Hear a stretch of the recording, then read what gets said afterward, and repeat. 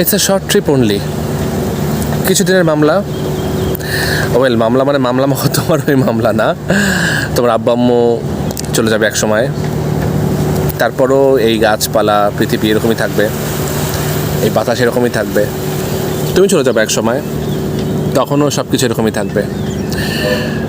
তো আমি যেহেতু কিছুদিনের জন্য আসছি, আমার উচিত কি একটা সেকেন্ডও মন খারাপ না করে বা কারোর প্রতি নেগেটিভিটি না রেখে কৃতজ্ঞতা ভরে সময়গুলোকে পার করা, যে কেউ একজন আছে যিনি আমাকে তৈরি করেছেন, আমার প্রয়োজনগুলো ফুলফিল করছেন, আমাকে এই মানুষের শরীরে জীবন দান করেছেন। সো এই ব্যাপারটা বুঝে চলা, চলতে ফিরতে যেখানে যার সাথে যখন দেখা হবে দয়া মায়া ভালোবাসা ছড়ানো, মানুষকে সাহায্য করা তার স্বপ্ন পূরণে, ভালো কাজগুলোতে। কোনো নেগেটিভিটি, কোনো জেদ, কোনো কিছু আমার লাগবেই, কোনো কিছু করতেই হবে, এই টাইপের অ্যাটিটিউড না রাখা, কারণ এখানে আপনি পার্মানেন্ট রেসিডেন্ট না, কোনো দিনও না। সো এইভাবে চললে না আপনি খুব ভালো থাকবেন।